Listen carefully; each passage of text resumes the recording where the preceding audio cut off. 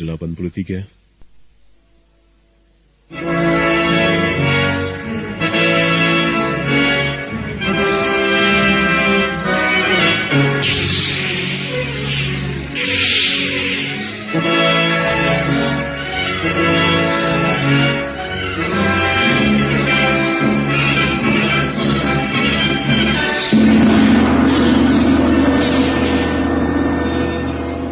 Sanggar Cerita mempersembahkan Sabda Pandita Ratu.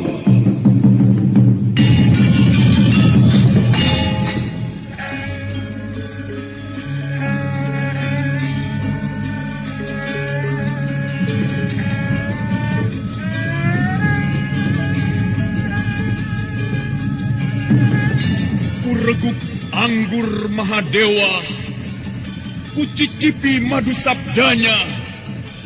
Bumi ku remas dalam genggamanku, matahari dan rembulan ku telan dalam perutku. Ken Dedes, sukmamu telah kuraih, nafasmu ku senggama di bulan merah. Ku jelang cintamu, ku seret melanglang Mayapada, bak nirwana para dewa.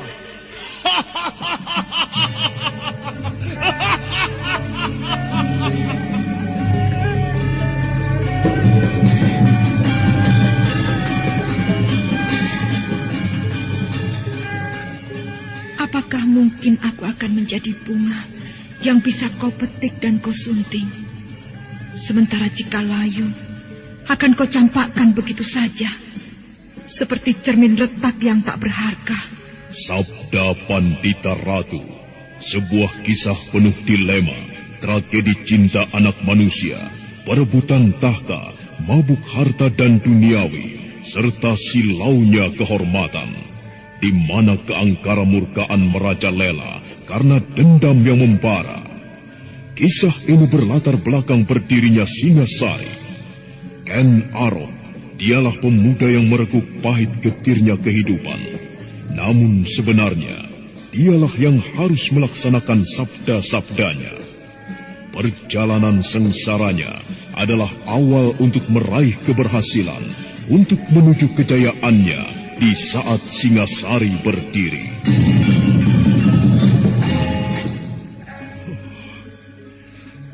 Kenapa ini harus terjadi?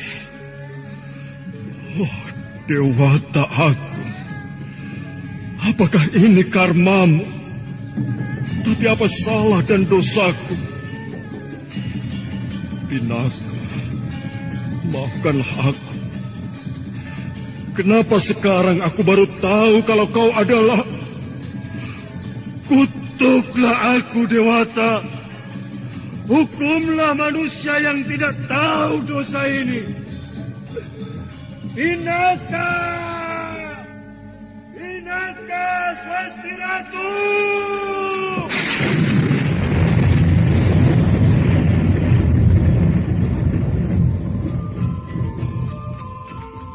Sabda Pandita Ratu, naskah ditulis oleh Pondra Swasti Langit, diolah oleh Agus Nur Ismail, didukung oleh artis-artis terkemuka, Ferry Fadli, Eli Ermawati, M. Abud, Ivona Rose, dan lain-lain. Teknik dan montase, Ibing Arifin, dengan sutradara Dian Pertiwi. Sabda Pandita Ratu kali ini mengetengahkan episode yang ketiga dengan judul Purnama Kambang Ayun. Dalam seri yang ke-83 ini dengan para pemain Ferry Fadli sebagai Kamaswara, Elias sebagai Ki Ageng Pesanggaran, Margaret sebagai Kansiwi Naraswari, Andi Rishadi sebagai Biku Dewa Hastu, Anas Sambayan sebagai Nyai Salindri, Iwan Dahlan sebagai Maisa Branjangan, Yoko sebagai Haryo Panumping, dan pembawa cerita Asdi Suhastra. Kamaswara segera mendekati Mahesa Branjangan kakangnya.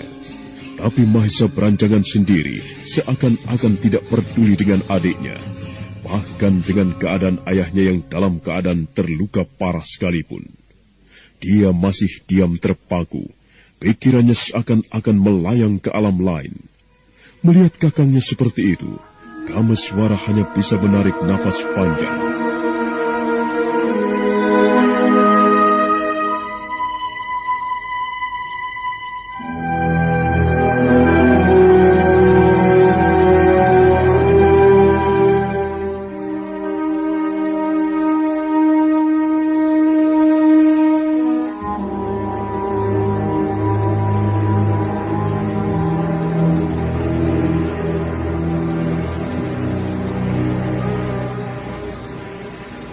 Kakang, apakah kau tidak mendengar kata-kataku?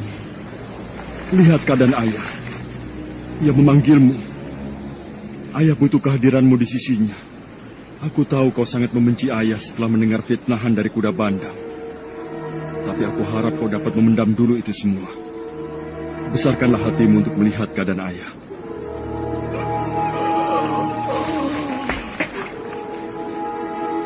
Mahesa Berancangan masih diam terpaku bagai arca batu. Pikirannya benar-benar melayang jauh, dan telinganya seakan-akan dia tekan rapat-rapat untuk tidak mendengar tangisan adiknya Ken Siwi dan juga sapaan Kameswara. Akhirnya dengan sangat kecewa, Kameswara meninggalkan kakangnya sendirian. Ada apa sih, Yu? Dari tadi tak perhatikan kok mukamu kusut banget. Aduh, aku lagi pusing nih. Mamaku minta dicarikan channel YouTube yang ada sendiwara radionya. Apa ada coba? Loh, ada. Coba aja kunjungi channel YouTube Satria Collection.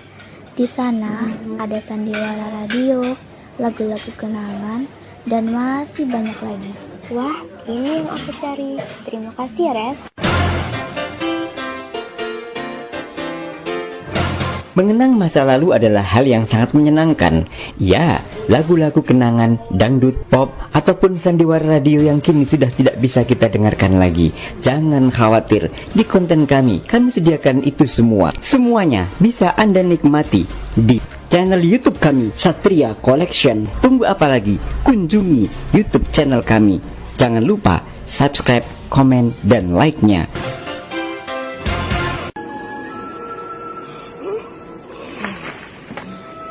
Rupanya kakangmu telah membenci aku, Kameswara.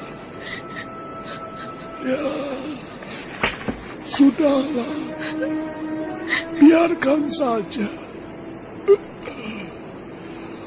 Kalau saja dia tahu kejadian yang sebenarnya.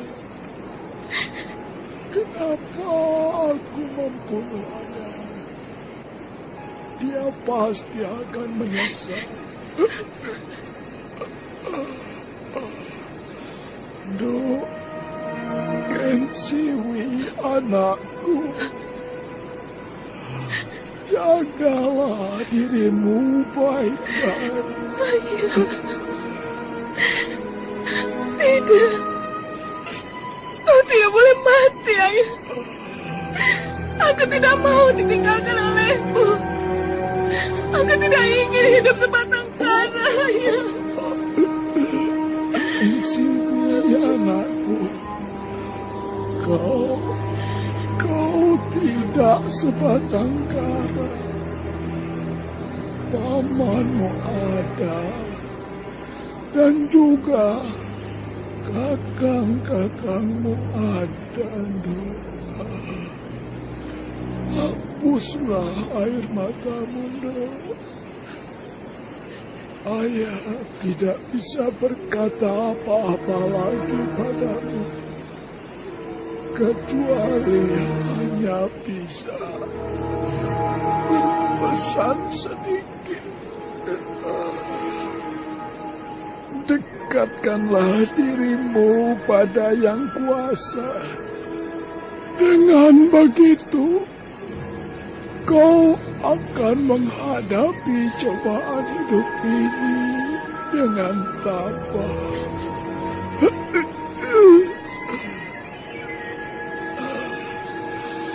Dada ayah rasanya pedih sekali.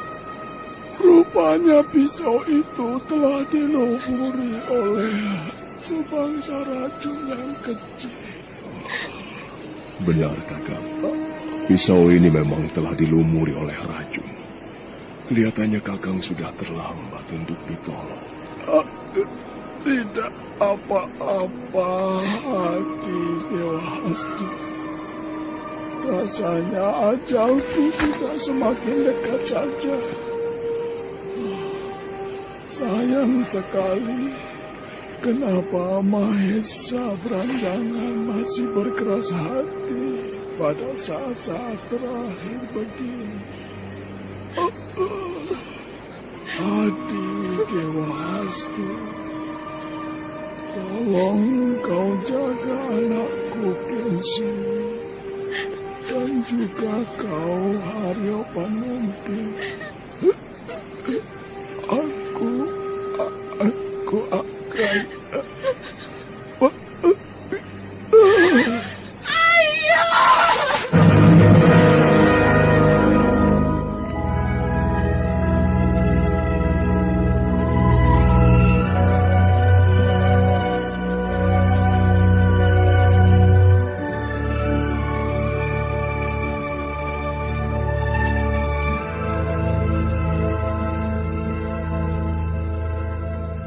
Akhirnya Ki Ageng Pesanggaran atau Kanigara terkulai lemas sambil menghembuskan napas di pangkuan Haryo Panumping.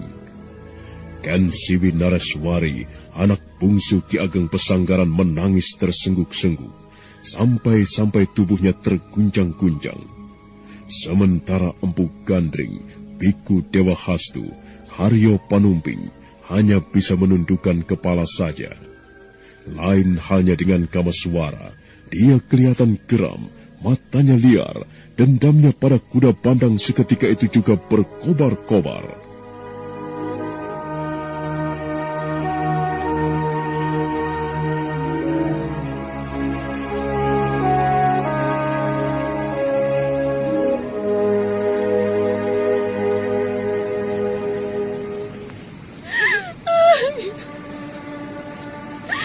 Kuda bandang keparat. Aku akan menuntut balas atas kematian ayahku. Akan kucabik-cabik tubuhmu untuk menebus dosa yang kau lakukan terhadap ayahku. Keparat!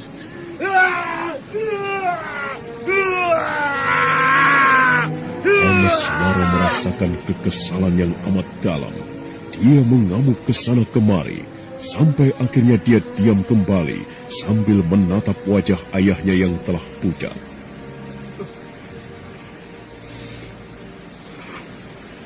Ayah, kenapa ini harus terjadi? Belum selesai aku membalas kebaikanmu, kau sudah pergi meninggalkan aku. Oh, Sang Hyang Agung, apakah ini balasan akibat dosa-dosa yang pernah kulakukan? Kalau memang demikian, kenapa cobaan ini tidak kau limpahkan saja padaku? Kenapa? Hati Kamaswara benar-benar hancur melihat kematian ayahnya dengan cara yang menyedihkan itu. Begitu juga dengan Kensiwi. Dia nampak masih mendekap tubuh ayahnya yang sudah dingin membeku. Ayah! Kenapa kita harus berpisah dalam keadaan yang seperti ini? Perjalanan hidup manusia sudah diatur oleh Yang Maha Kuasa. Jadi apapun takdir yang diberikan, kita harus menerimanya dengan hati yang tabah. Sudahlah, hentikan tangismu. Biarkan ayahmu meninggal dalam keadaan yang tenang. Ayah! Panumping, ayo kita angkat mayat ini ke tempat yang baik. Haryo Panumping, biku Dewa Hastu, dan juga Empu Gandring segera mengangkat mayat Ki Ageng Pesanggaran ke tempat yang lebih baik. Suasana di tempat itu nampak mulai sepi, karena satu persatu orang-orang sudah meninggalkan tempat itu. Kecuali musuh yang ada pada saat itu hanya Nyai Salindri. Perlahan Kameswara bangkit. Kemudian dia mendekati wanita tua yang masih berdiri tegak memandangnya itu.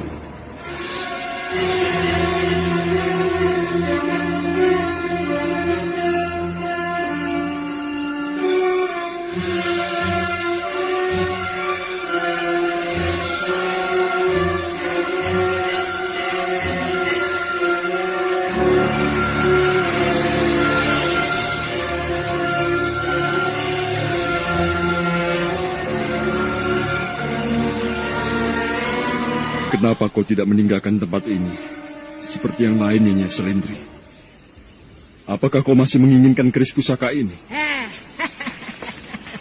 Iya, benar anak muda. Aku masih tetap menginginkan benda pusaka yang kau genggam itu. Kalau kau menginginkan pusaka ini, ambillah dari tanganku kalau kau mampu.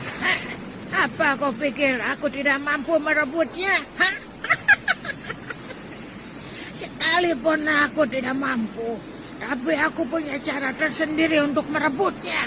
Apapun caramu untuk merebut pusaka ini, tetap saja kau tidak akan berhasil, Nyai. Sekalipun cara yang kau pergunakan adalah cara yang licik. Kau semakin besar kepala saja, anak muda. Merasa hebat dan dikjaya. Aku rasa aku tidak perlu banyak bicara, anak muda. Sekarang dengarkan baik-baik. Bukankah selama ini kau mencari gadis yang kau cintai?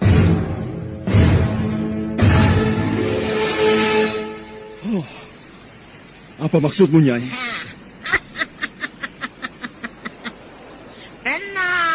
Tenang.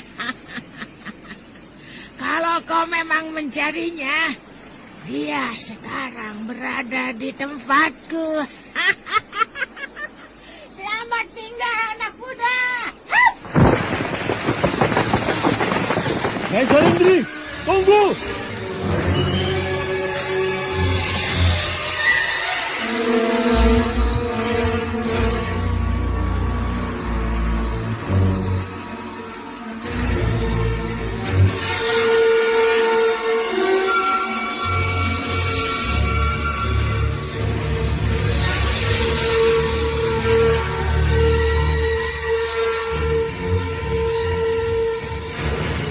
Kameswara mencoba mengejar, tetapi ternyata Nyai Salindri bergerak begitu cepat. Dia melesat hingga lenyap di balik gelapnya malam. Sesaat Kameswara terpaku, tapi setelah itu dia pun segera melangkah mendekati Mahesa Beranjangan.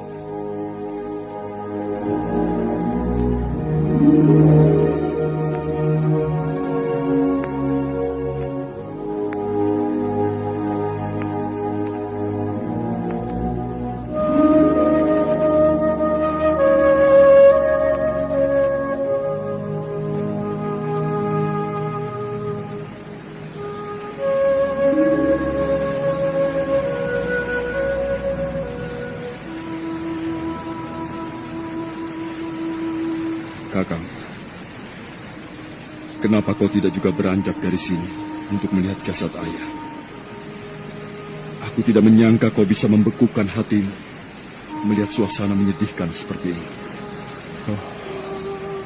Apakah Kakang lupa oleh siapa Kakang dibesarkan dan tinggal selama ini? Renungkanlah, Kakang. Aku tidak tahu.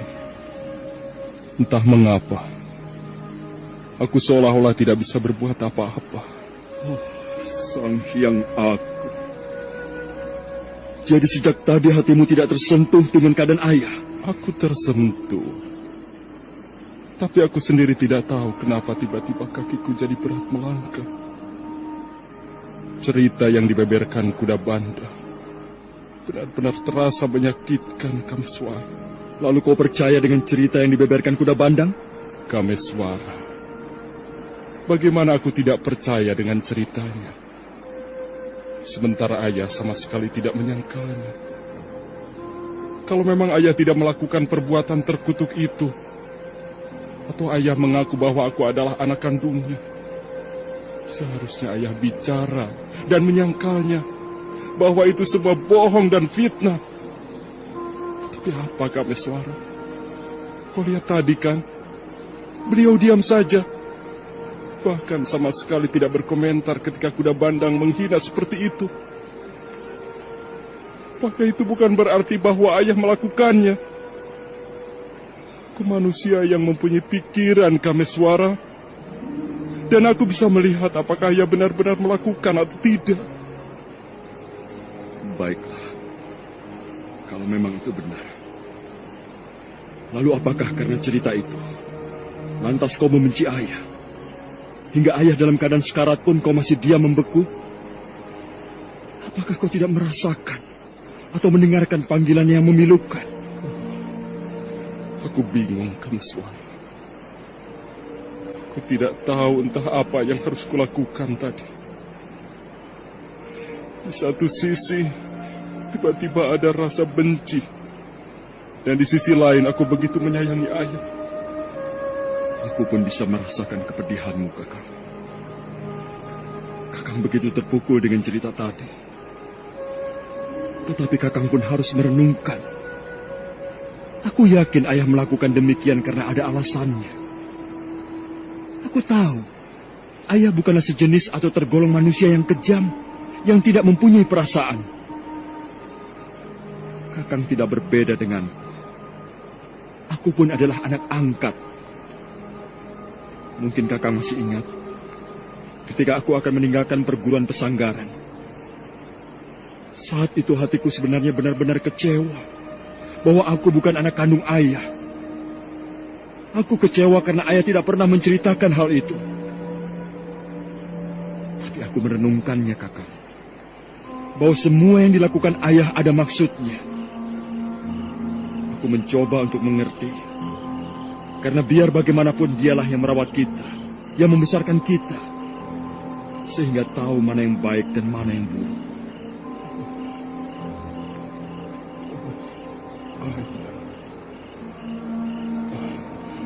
Aku memang anak yang tidak tahu diri, Kameswara.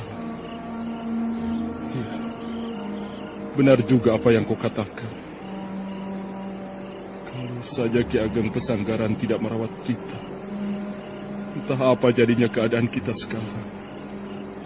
Aku memang manusia yang tidak punya balas budi. Kalau saja sejak tadi Kakang mau merenung dan mencoba untuk mengerti, mungkin kepergian ayah akan lebih tenang. Dan tak ada ganjalan yang harus terselip di sela kepergian. Ayah, maafkanlah atas kesalahanmu tadi. Aku memang anak yang tidak pantas menerima kebaikan. Aku manusia yang tidak mempunyai balas budi. Mahesa Beranjangan kelihatannya mulai menyadari tentang kebaikan ayahnya. Dia kelihatan menyesal sekali atas sikapnya tadi.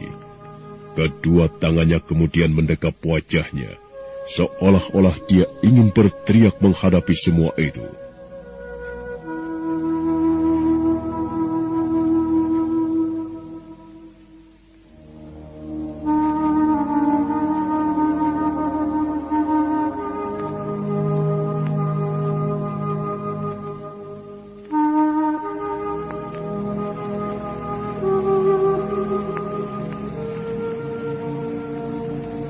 Sudahlah, Kakang. Semua itu sudah berlalu. Sebaiknya kita ke sana. Kita harus menyemayamkan jasad ayah agar ia lebih tenang. Akhirnya dengan rasa berat dan rasa menyesal yang masih bergayut, Mahesa Beranjangan pun melangkah mengikuti langkah adiknya. Malam masih membentang dan sang rembulan mulai bergeser meninggalkan singgasananya. Udara dingin terus mempelit suasana di sekitar tempat itu, sementara serangga malam tak henti-hentinya bernyanyi.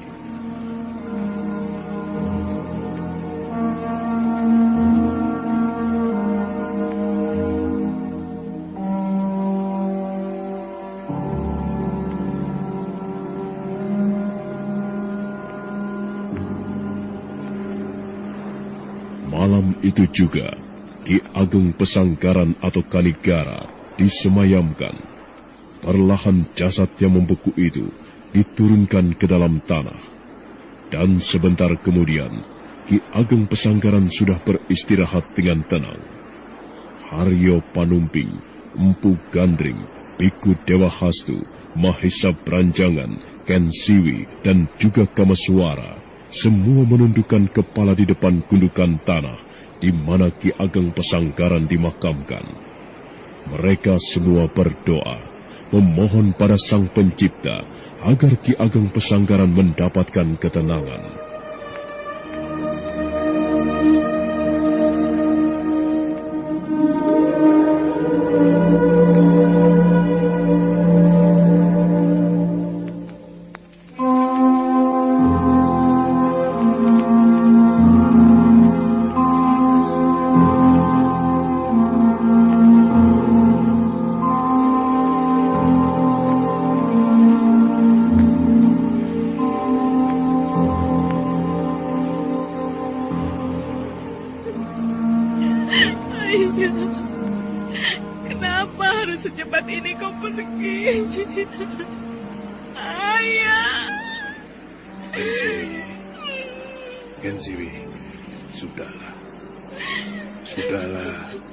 Jangan membuat ayahmu tidak tenang.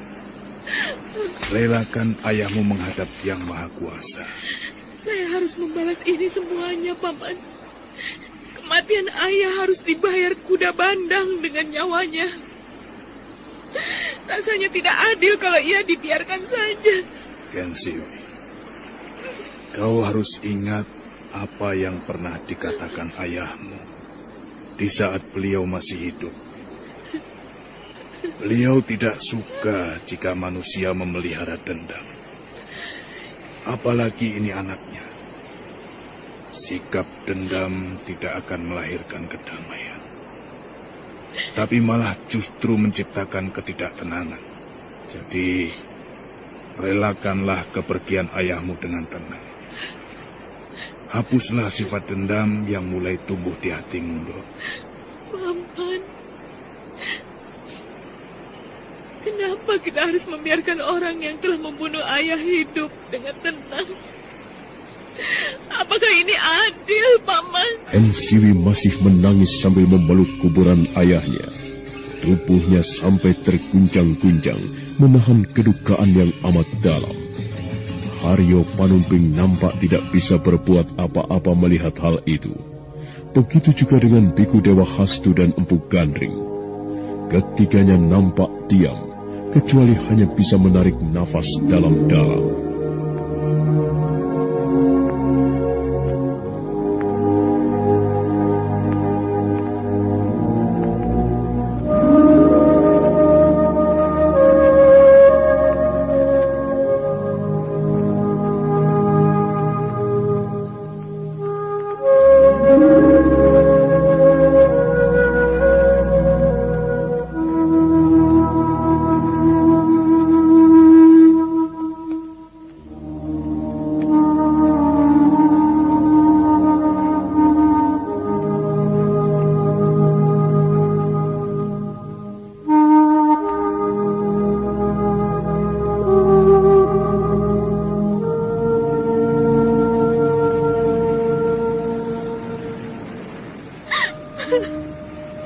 Kenapa Paman harus membiarkan orang yang telah membunuh ayah hidup dengan tenang?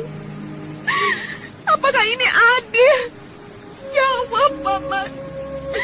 Atau barangkali aku tidak boleh membalas dendam karena aku pun anak angkat, seperti Kakang Mahesa Branjangan dan Kakang Kamaswara.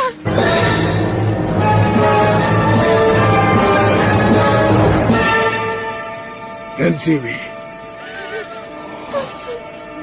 kenapa kau selalu berpikiran seperti itu, Ndok? Paman jangan menyembunyikan lagi masalah ini. Sudah saatnya Paman berterus terang. Apakah benar aku anak angkat? Aku benar-benar ingin tahu, Paman. Bicaralah terus terang. Kalau memang aku anak angkat, lalu siapa kedua orang tuaku yang sebenarnya, Paman? Ken Siwi, Paman memang harus bicara dan bercerita anak siapa kami berdua. Saya pun ingin tahu apa sebenarnya kejadian yang telah menimpa orang tua saya di saat saya masih kecil. Kalau Paman tetap tidak mau menceritakannya, maka hidup kami berdua tak akan pernah tenang. Karena selalu dibayang-bayangi oleh perasaan ingin tahu, Paman. Berceritalah. Paman tidak perlu menutup-nutupi kalau memang Paman tahu kejadian yang sebenarnya. Haryo Panumping terpaku beberapa saat. Dia diam merenung seperti ada ganjalan untuk menceritakan kejadian masa lalu yang pernah dia ketahui. Perlahan Haryo Panumping bangkit dari pusara Ki Ageng Pesanggaran. Kemudian dia palingkan tatapannya ke arah di mana air terjun berada. Iya, baiklah. Aku akan mencoba menceritakan kejadian yang sebenarnya yang telah menimpa orang tua kalian. Tapi sebelum itu, aku harap kalian dapat menerima cerita ini dengan hati yang terbuka. Dan jangan lagi timbulkan ganjalan-ganjalan yang akhirnya akan membuat kalian gelisah. Paman, kami berdua akan berusaha menerima kejadian ini. Dan aku berharap Paman menceritakan kejadian yang sebenarnya. Artinya bukan hanya sekedar mengada-ada, Paman. Ya, aku akan bercerita yang sebenarnya. Kan Sang Hyang Agunglah yang menjadi saksi kalau aku mengada-ada cerita ini. Baiklah. Aku akan memulai cerita tentang siapa orang tuamu sebenarnya, Beranjangan.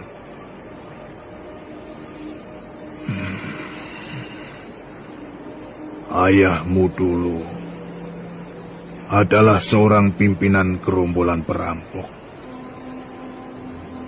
Dia bernama Pajer Bagelen.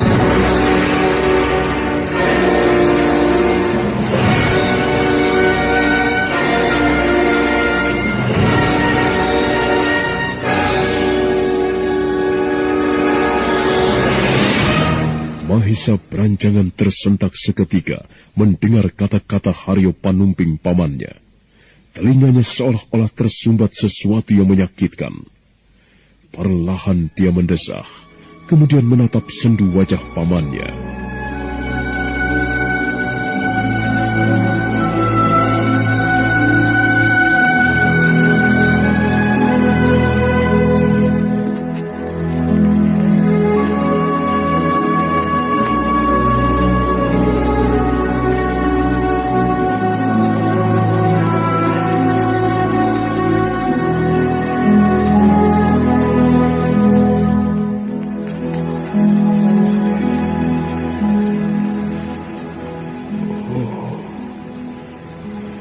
Apakah benar apa yang Paman katakan itu? Aku bercerita yang sebenarnya, Beranjangan. Dan bukankah sejak tadi Paman katakan, kau harus siap mendengarkan cerita ini, apapun buruknya latar belakang kalian? Iya, lanjutkanlah, Paman. Dulu ketika Ki Ageng Pesanggaran masih muda, ia pernah melakukan perjalanan jauh. Di saat beliau melakukan perjalanan itu, tiba-tiba beliau dicegat oleh segerombolan perampok.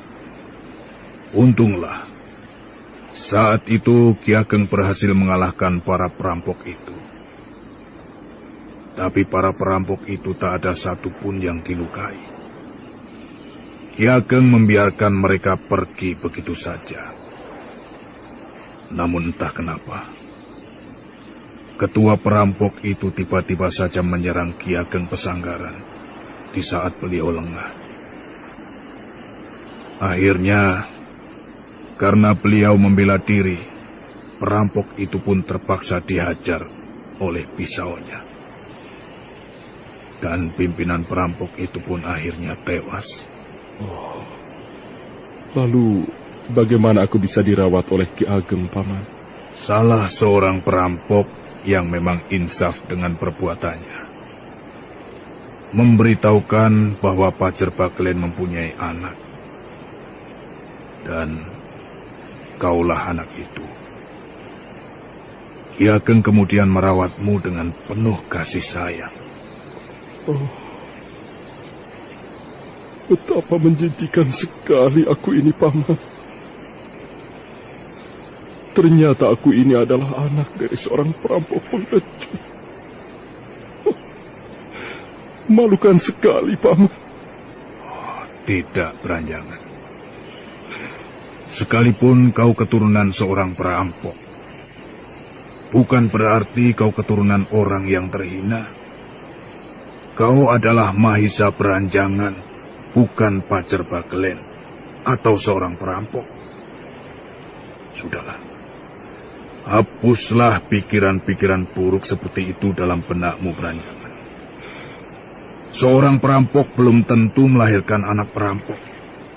Begitu juga seorang resi, belum tentu ia melahirkan anak yang juga resi. Tetapi seorang resi bisa saja melahirkan anak yang jiwanya seperti perampok. Sudahlah.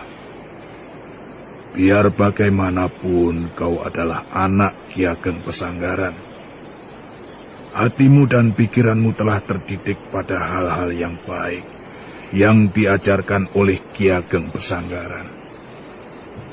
Jadi, aku harap kokohkanlah hatimu. Jangan kecewa lantaran kau keturunan seorang perampok, Beranjangan. Bagaimana aku tidak kecewa, Paman? Kalau kenyataannya aku memang keturunan perampok. Untung saja Ki Ageng Pesanggaran merawatku. Kalau tidak, mungkin aku pun akan tumbuh menjadi seorang perampok. Memalukan sekali. Memalukan sekali kau, Beranjangan. Beranjangan, tunggu.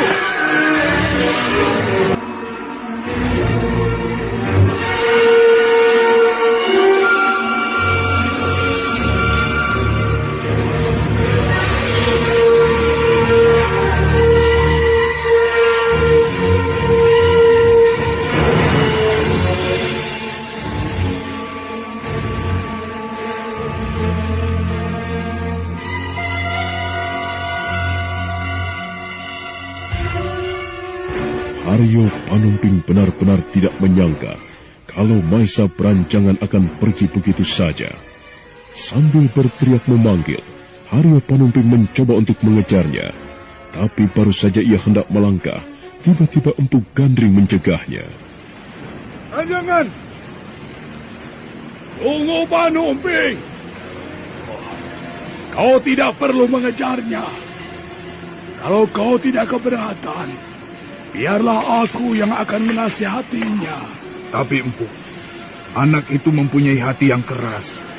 Ia tidak akan mudah dilunakkan begitu saja. Aku mengerti. Tapi biar bagaimana, aku akan mencoba membujuknya agar dia mau menerima kenyataan ini, Panumping. Ya, baiklah. Kalau memang Empu merasa sanggup untuk melunakkan hatinya. Ya, terima kasih, Panumping. Kalau begitu, aku akan segera menyusulnya. Hop.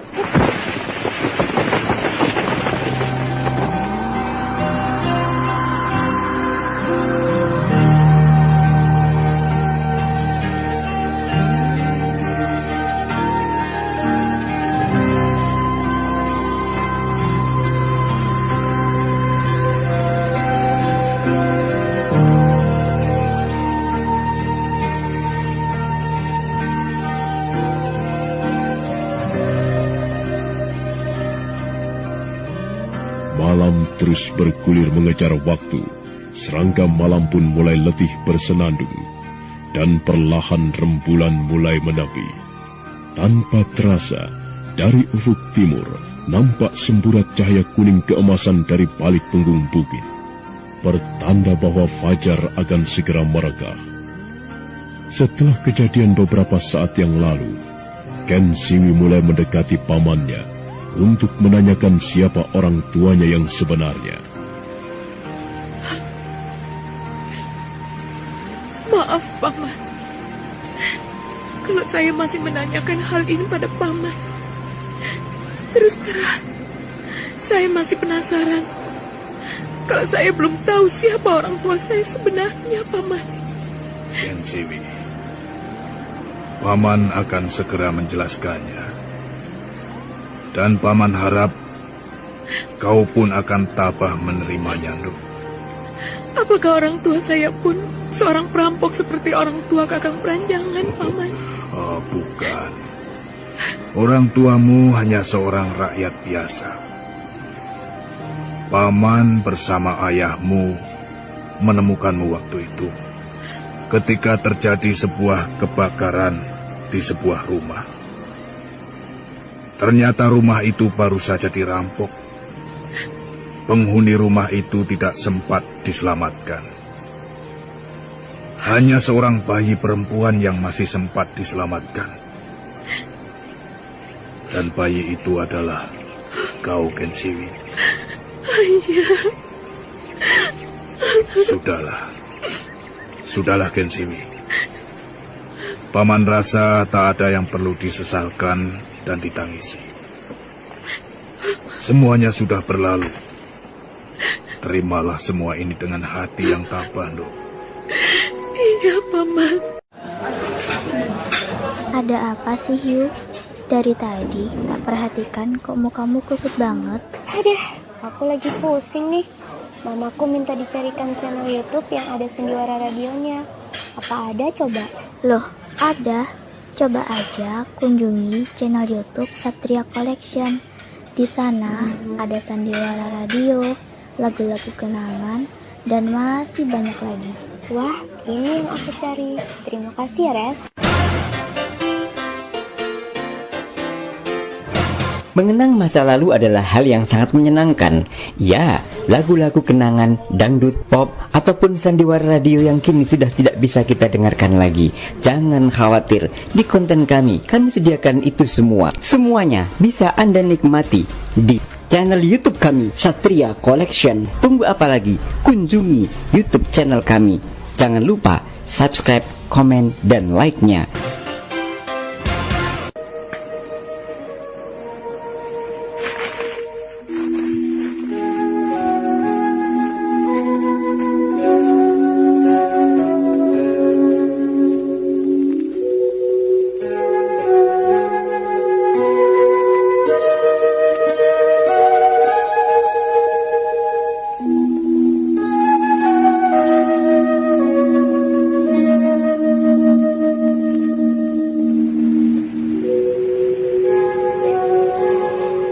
Kamaswara, kemarilah. Ada sesuatu yang ingin ku ketahui darimu. Iya, Paman. Aku sangat kecewa sekali dengan apa yang dikatakan Boja Pradata. Apakah benar kau telah melanggar apa yang telah kupesankan? Maafkan saya, Paman. Saya mengaku bersalah. Saat itu saya tidak tahu. Entah kenapa tiba-tiba saya berani melanggar apa yang telah Paman pesankan. Aku kecewa sekali, Kamaswara. Ternyata kau tidak bisa menahan hawa nafsumu. Kau tahu kenapa aku memberikan pantangan pada kalian berdua. Itu semua aku lakukan karena hal seperti ini jangan sampai terjadi. Tapi nyatanya, menyedihkan sekali. Kau telah berani melanggarnya. Sekarang aku mau tahu, kenapa kau berani melanggarnya, Kamaswara? Saya hilaf, Paman. Saya benar-benar tidak menyadari kalau pada saat itu telah melanggar apa yang Paman pesankan. Tapi apakah ini berarti kesalahan saya sepenuhnya? Apa maksudnya kata-katamu itu? Saya merasa bahwa ini bukan kesalahan saya sepenuhnya, Paman. kenapa selama ini ayah dan paman menyembunyikan latar belakang saya? Dan ketika saya bertemu dengan Pinaka Swasti Ratu, paman tidak pernah mengatakan bahwa ia adalah kakakku. Kenapa? Dan apa alasannya? Kau tak akan mengerti apa yang menjadi alasan ayahmu dan juga paman Kameswara. Sekalipun saya mengerti, alasan itu hanya untuk kepentingan pribadi paman Dewa Hastu dan ayah. Apakah ini bukan berarti kesalahan orang tua yang merawatku? Kameswara, kau tidak perlu menyalahkan orang tuamu yang sudah tidak ada. Saya sama sekali tidak menyalahkan ayah, Ki Ageng Pesanggaran. Saya hanya ingin agar semua kesalahan ini tidak dilimpahkan sepenuhnya pada saya. Kalau saja saya tahu sebelumnya, mungkin saya tidak akan melakukan hal yang tercela itu, Paman. Sekarang semuanya telah berlalu dan terlanjur. Biar bagaimanapun, saya akan tetap mencari Pinaka Swasti Ratu. Karena sekarang mungkin ia telah hamil.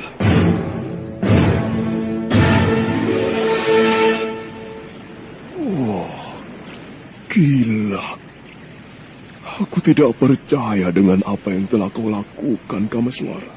Saya bicara yang sebenarnya, Paman. Saya tidak peduli dengan perbuatan saya. Pinaka bagi saya tetap orang lain. Dia bukan kakak saya. Kameswara, sadarlah apa yang telah kau ucapkan. Biar bagaimanapun, Pinaka Swasti Ratu adalah kakakmu, darah dagingmu. Dan dia sama-sama anak Tumenggung Murti Wandawa atau Sakya Murti. Tidak, Paman. Saya tidak pernah merasa mempunyai ayah yang bernama Sakya Murti atau Tumenggung Murti Wandawa.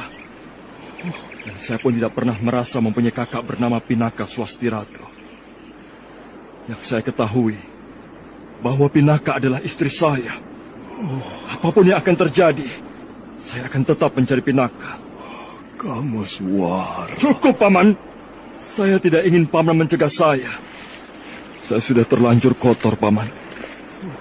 Jadi apa salahnya kalau saya langsung saja menyelam di air kotor itu? Biarlah Dewata Agung mengutukku. Biarlah semua orang menghardikku. Aku akan tetap mencari Pinaka. Ia adalah istriku. Aku harus bisa menemukannya. Kameswara!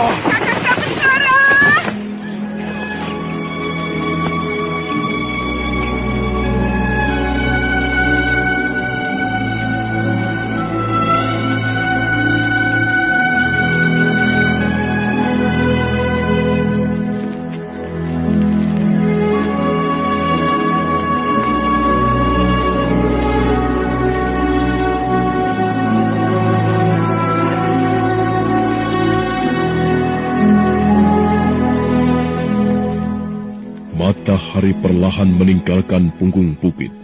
Cahayanya terasa sejuk membasuh ranting-ranting pohon. Embun pun perlahan lenyap dimakan cahaya pagi. Sementara itu, Mahisa Beranjangan yang baru saja meninggalkan kawasan Kambang Ayun dengan kecewa, sekarang sudah berada di sebuah tempat. Wajahnya nampak masih memancarkan kekecewaan. Sambil memandang ke arah timur, di mana bukit-bukit kecil berbaris, Mahisa Beranjangan mengepal-ngepalkan tangannya. Oh, memalukan sekali. Ternyata aku ini adalah anak seorang perampok dan salah seorang saudara dan ayah kandungku masih hidup. Memalukan sekali. Oh, jagat Dewa Batara. Kenapa aku dilahirkan oleh orang tua seorang perampok?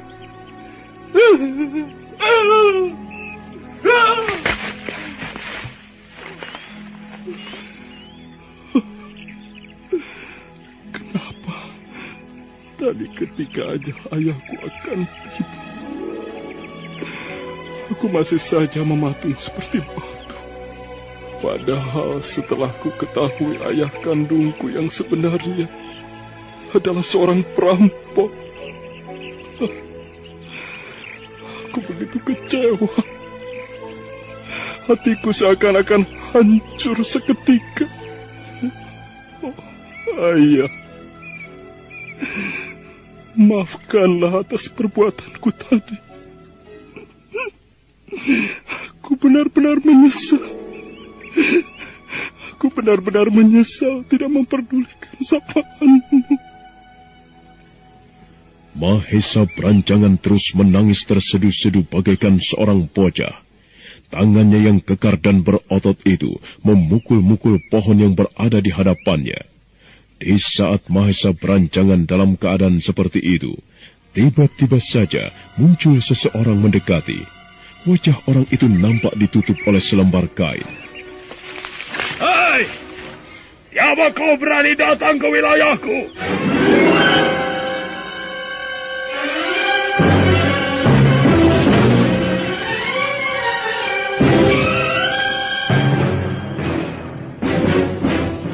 Mendengar sapaan yang kasar dan keras itu, Mahesa Branjangan kemudian membalikkan punggungnya. Dia pun tersentak kaget melihat seseorang berdiri sambil berkacak pinggang.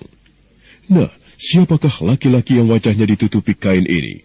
Saudara pendengar, untuk mengetahui jawabannya, nantikanlah kelanjutan kisah ini dalam seri berikutnya. Sampai jumpa.